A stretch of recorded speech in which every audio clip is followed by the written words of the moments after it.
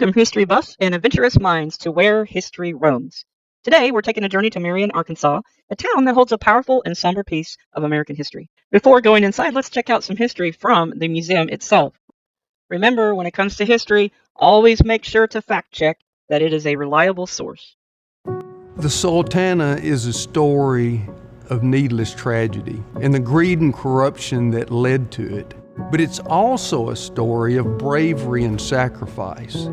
The Sultana is the deadliest maritime disaster in American history, yet it's probably a story you've not been told. The Sultana was a Mississippi steamboat that had a charter by the federal government to bring home Union prisoners of war, and the government was paying the captain per soldier. The legal capacity of the Sultana was 376 people. At Vicksburg, through a chain of bribes, the captain had almost 2,000 recently released Union soldiers squeezed onto the boat. Most of them were starving and weak from months of being wasted in Confederate prisons.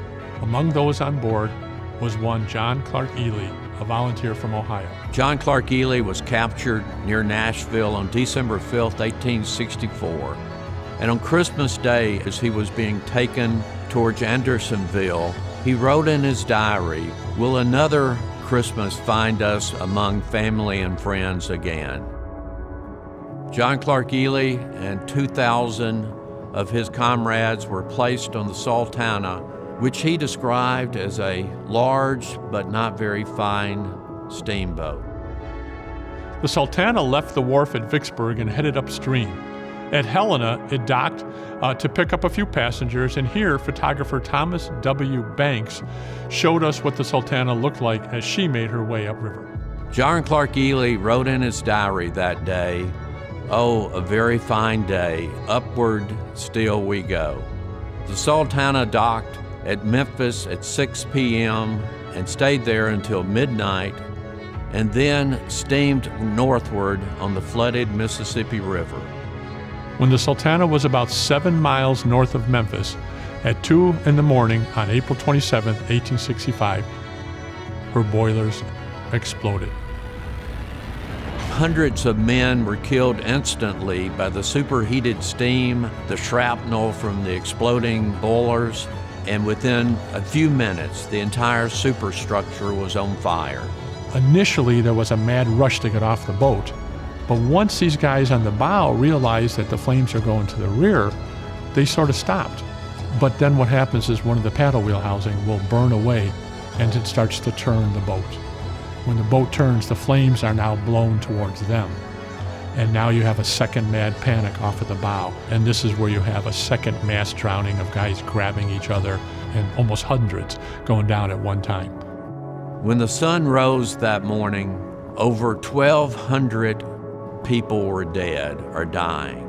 As a point of reference, the USS Arizona, when it was attacked on December 7th, 1941 by the Japanese, lost about 1,200 men also. Everybody remembers Pearl Harbor and remembers the Arizona, but how many remember the Sultana? John Clark Ely never made it home. Along with the hundreds of men that were recovered, lie buried in graves that simply state, "Unknown U.S. soldier."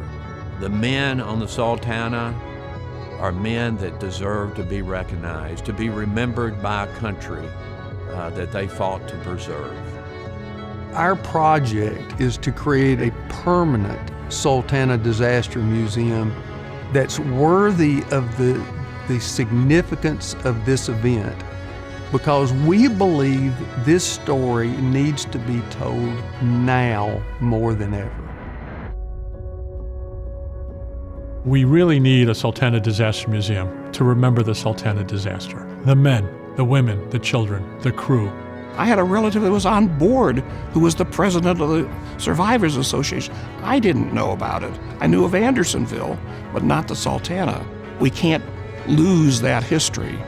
In the little bitty museum that we've had visitors from all 50 states and 14 foreign countries. We know that with a large museum built to national standards, about 50,000 visitors would visit the museum every year. We want them to get lunch, dinner, cup of coffee. We want them to shop, and that money gets spent in our community and stays in our community. And we feel that there will be 140 jobs that will be created either directly or indirectly by the museum. The Sultana Historical Disaster Museum is forecasted to open at the end of 2023. The cost of renovation and exhibit construction is just under $10 million. Our capital campaign is $14 million. That additional $4 million above the renovation will be used for advertising and promotion, a signature film, as well as an endowment for operating expenses while the museum grows in popularity. As economic development, this can be equal to a car manufacturing plant or a steel mill, but the bottom line is there will be money that comes into our community that's not here now. There will be people that will be coming into our community that are not here now, and our people that live here will benefit from that. This is the best project for this region right now. So the state has to be a part of this. We've got to put money to it. We're going to benefit from it. We're going to be the biggest beneficiary of this project. The City of Helena, West Helena, and I personally are committed to helping raise the money for this group. I think we owe it to the victims and their families who were denied a monument. I think we owe it to the survivors who were denied a pension. I think we owe it to ourselves today to remind us of where we once were in our country and where we could be again. We study our history to learn from our past and not repeat its mistakes. But we've not told this story the way it deserves to be told. This is our opportunity, our chance to change that, and we need your help. To everyone.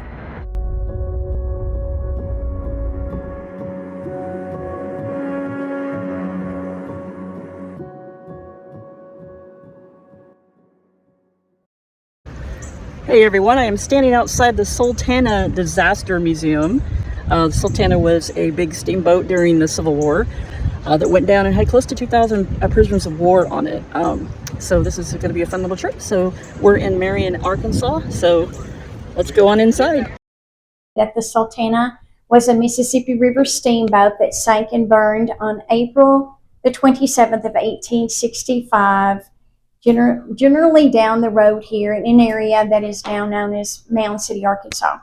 It is the deadliest maritime disaster in the United States history because of the number of lives that was lost in about 5 hours' time.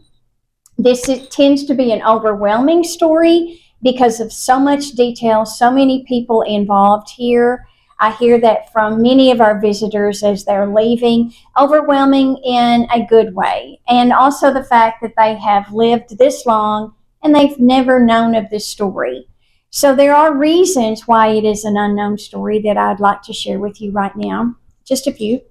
The timeline had a lot to do with why this was pushed back into the shadows of time. So just to revisit what was happening in April of 1865 that did push this out of the headlines. On April the 9th, you had the surrender of General Lee to General Grant at Appomattox. So the unfolding of our 4-year Civil War is coming to an end. That was huge news, huge news. On the 14th, our nation's president is assassinated, Abraham Lincoln, and of course passes away the next day. A lot of people don't realize the media attention that the presidential funeral train was getting at this time as it goes from Washington, D.C. to Springfield, Illinois for his final resting place. That was capturing major headlines because embalming was so new. It had been invented during the Civil War. Most people had not ever seen an embalmed body before, much less a president. So he stopped at several northern cities along the way for open viewing casket visitation. Huge crowds were gathering. They all wanted to know what he looked like as he traveled. By the way, he looked very, very good, but that is another rabbit hole we could go down. But that is why it was covering a lot or certainly gaining a lot of attention. During that time, they were searching for his assassinator. So the night before the Sultana explosion is when they capture and kill John Wilkes Booth. I get that reaction a lot. There were thousands of steamboat collisions, explosions, wrecks along the Mississippi River during this particular time. But what makes this one so unique is the fact that it was overloaded with over 1,900 soldiers that had recently been released from the Confederate prison camps of Cahaba and Andersonville. And they were simply headed home after the war, boarded in Vicksburg. They were headed up to Camp Chase in Cairo, Illinois.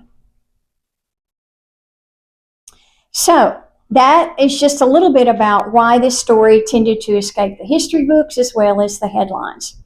I have also been very fortunate to meet so many descendants of these people. I had 27 last year. I think I'm on 8 or 9 this year.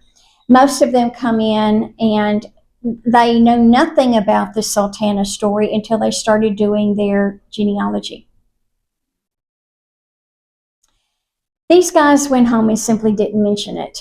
They did not talk about their battle experiences. They did not talk about the harsh treatments in these prison camps.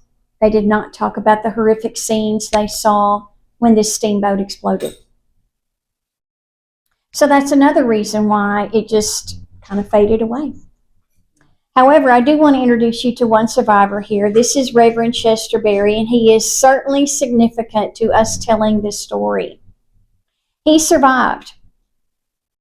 Just as many of these survivors went home and never mentioned this particular event again, apparently he found it therapeutic because he went to the Sultana Association meetings and he interviewed 133 people and asked them to tell him the story of what it was like to survive this horrific event. He publishes that book in 1892, and that's all it is their stories. Wow, amazing. That is our biggest primary source. And so when I mentioned that I wanted to tell you stories, it's their stories that we tell. So a little bit about the last journey of the Sultana as I go over your little geography lesson here, since you're not from around here. So even before General Lee surrendered to General Grant at Appomattox, the federal government had hired this group of steamboats to help transport these guys up the Mississippi River to Camp Chase. These prison camps were just death camps, and they decided that this was a necessary thing to do, to transport these guys, help them get mustered out. So Captain Mason and his Sultana starts his journey on the 13th in St. Louis and comes all the way down. When he approaches Vicksburg, Mississippi on the way down, is when he meets Quartermaster Reuben Hatch, who is a chapter in our whole big story here, but let me just sum him up at this point and say he had already been found guilty of falsifying documents, pocketing federal money, just to name a few things. So he comes up with another deal to make some money, and he approaches Captain Mason with the deal he could not refuse. And he promised him a full boatload of soldiers if he would give him a kickback of some of the money the federal government was going to pay him. So Captain Mason does agree, but he does have to go down to New Orleans first, pick up 70 civilian paying passengers, and over 100 of these. And these are called hogsheads. And they are loaded with sugar. A hogshead was a specific type of large barrel or cask. By law in colonial times, these barrels were standardized, but the size could vary. They were used for shipping and storing various goods, especially tobacco, which was a major cash crop in the South. A hogshead of tobacco could weigh over 1,000 pounds. These barrels were also used for sugar, molasses, salted pork, fish, and other goods. One of these would weigh 1,200 pounds. Wow. So not only is this overloaded with passengers, we have a lot of heavy cargo on board. So up the Mississippi River he goes, headed towards Vicksburg first. Now, just a little note about the Mississippi River. The further south you are, the more challenging it was for these steamboats to chug up river. These further south, it was flooded, and we are at flood stage on April the 27th because the river was almost 4 miles wide. With the flooded river, you get heavy mud sediment that gets in your paddle wheels, trees, limbs, other debris that would be in the Mississippi River. So it's quite challenging going upriver anyway. But he does. He reaches Vicksburg, but before he gets to Vicksburg, he does realize that one of the boilers has a leak in it. Very common for steamboat boilers during this time. But he chooses to patch it versus waiting 3 days for a total replacement. Oh, okay. So he patches it, and it's on the 24th of April when over 1,900 of these soldiers headed home aboard the Sultana. So up the flooded river they go. On the 26th is when they arrive in Helena, Arkansas, which is where a famous photograph is taken. And I want you to take a second to appreciate that, because they were docked in Helena for about an hour. And there happened to be a camera in town. Mm-hmm. So that's priceless, right? Mm-hmm. We, of course... We have a visitor. She likes to be with her mama. That's fine. So we, of course, have blown it up for research purposes. So let me point out a couple of things that we know of. This is a horse's head. Oh, yeah. There are 70 or close to 100 horses and mules on board that belong to the federal government. Oh. Headed upriver. This is the pilot house, and we believe that to be Captain Mason up there. Oh, okay. Now, the passengers also see the camera, so they come over to the port side, and that is why you see it leaning. Now, this causes Captain Mason a lot of concern. He's up there. He sees it leaning. I'm sure he also realizes that smoke is coming out of one side. That is an indication that your boiler is somewhat stressed because it's not even. Mm. So we know from one of the primary sources that he's yelling at them to trim ship. Trim ship. That means get back and level it off. So this is priceless.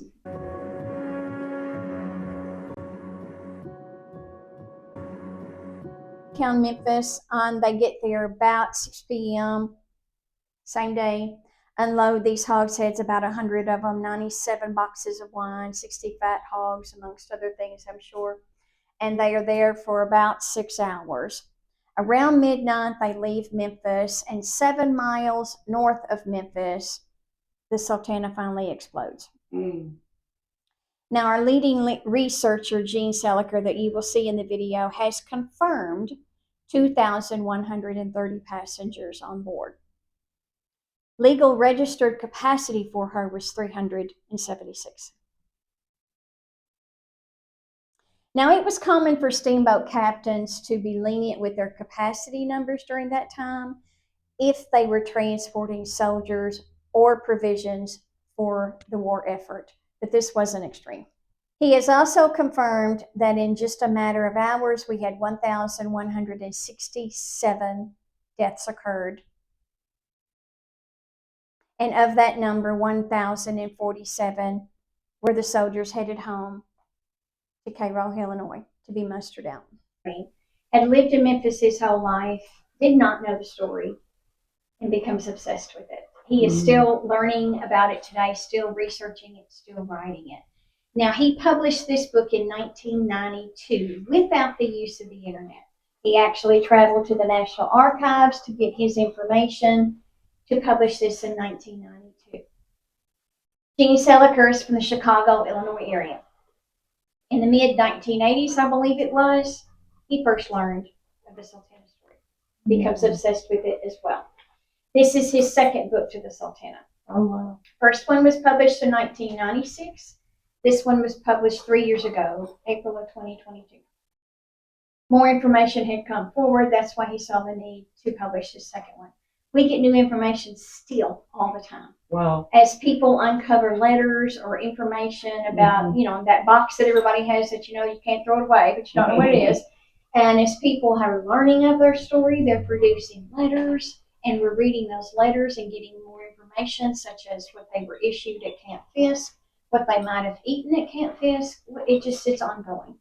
Wonderful. Most of the artifacts in here belong to Gene's private collection that he's collected for over 30 years. Wow. Just a few while you're seated here. The flags, the ribbons over on the wall. Those ribbons came from the Sultana Survivors Association, 1913, 1915, 1893, 1907. So a little bit about their organization. About 20 years after the explosion, the survivors decided they wanted to form this association, and they wanted to have reunions. And they would meet once a year, certainly to meet their old comrades, but they also felt like they deserved a pension. And they also wanted a national monument to the Sultana. Now, both of those requests were denied a couple of times, but they kept their organization together, and eventually many of them received their pensions, and I have a copy of a pension letter in the next room, as well as the National Monument, which goes up in Knoxville, Tennessee, in Mount Olive Cemetery in 1916.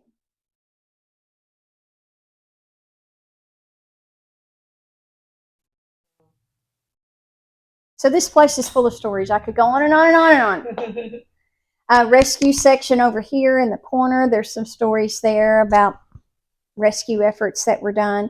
And of course, we have the wall here, the over 1,900 Union soldiers with a little information about them, whether they lived or died, hospital that they were sent to, of course, which state they were from.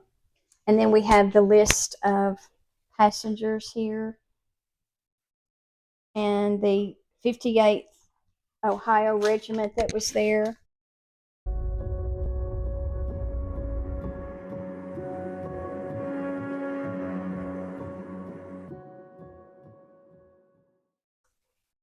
So the center deck here, the middle deck, was where the paying passengers were, and the soldiers were not allowed to congregate in that area because they paid for the view.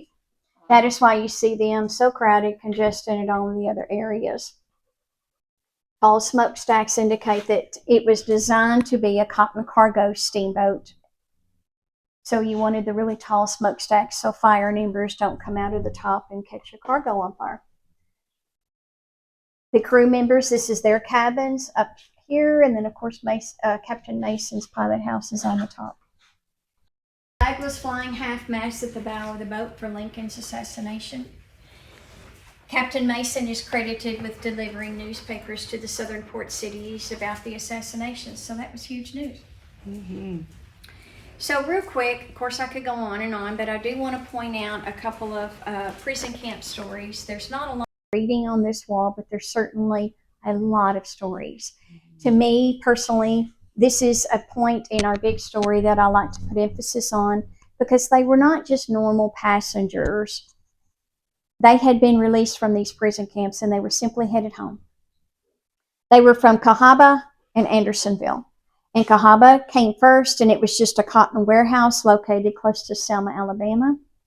It would hold about 500 or 600 prisoners, but at one point there's over 3,000 that are crammed in there.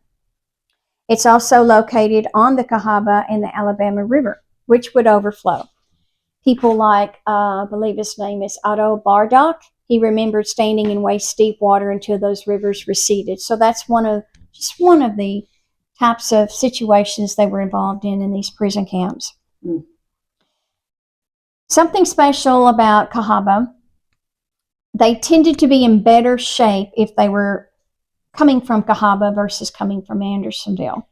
They had a captain who was a Methodist minister who was quite sympathetic towards his prisoners and actually managed to get them more provisions as he ran out. So something spectacular that he did, he actually wrote a letter to the federal government asking or begging for help in September of 1864.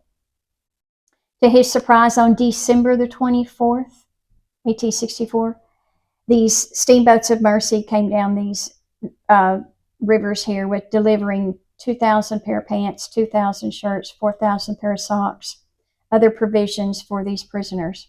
It's unheard of. he was, many stories have been written about him from the survivors of things that he did for them, kind acts of deeds and things that he did. Andersonville was built to house the overload of Cahaba, and Andersonville is located in Americus, Georgia.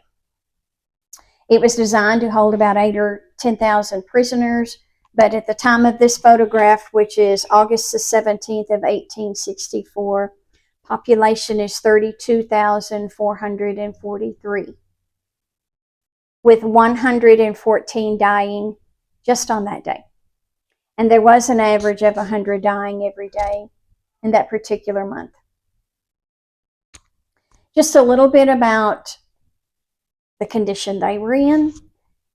As told in the Chester Berry book, Epinetus Washington McIntosh, now these are his postcards here. He would sell those for 25 cents after he got home and tell these stories or sing his song that he wrote while he was at Andersonville. But he said he weighed 80 pounds when he was on the Sultana and had weighed 175. Commodore Smith said he weighed 96 pounds. William Peacock noted that he weighed 91 pounds, and he had weighed a hefty 189. So that, to me, is important to note the condition they were in when they were on board the Sultana. They were not just your normal passengers headed anywhere.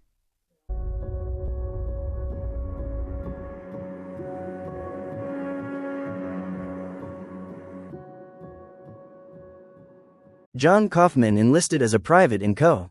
K. 102nd Ohio Volunteer Infantry on August 15, 1862, at the age of 18. On September 24, 1864, while the regiment was stationed in Decatur, Alabama, he was ordered to join a relief expedition sent to relieve the Union garrison at featuring Henderson in Athens, Al, which was under attack. While the relief detachment was fighting to gain the fort, it was suddenly and unexpectedly surrendered by its commander. Private Kaufman was captured and sent to Cahaba Prison near Selma, Al. According to a letter he wrote to his mother from a hospital near Camp Fisk on April 17, 1865, he arrived in Vicksburg on April 15, 1865. He tells his mother that a lot of sick were leaving the next day on a hospital boat and he might be one of the lucky ones to leave for home the next day. However, we know that he boarded the Sultana on April 24, and fortunately, he survived the horrific boiler explosion in tumultuous Mississippi River. At only 20 years old, he survived the war between the states, Cahaba Prison, and the Sultana disaster. Young Private John Kaufman dies 4 years later and is buried in Mifflin Cemetery in Mifflin, O.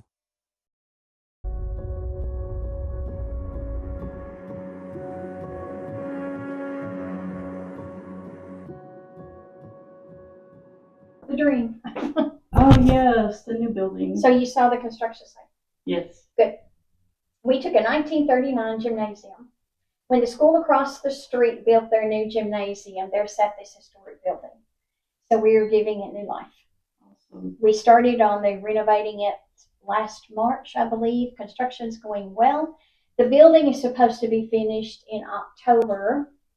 All of the artifacts and displays will be coming in after that. But we believe in April of 26 we will be up and running for sure. Wonderful. So just a little bit about the inside. We will have a research library, an education room, a gift shop. All state-of-the-art exhibits are being developed to help tell this story.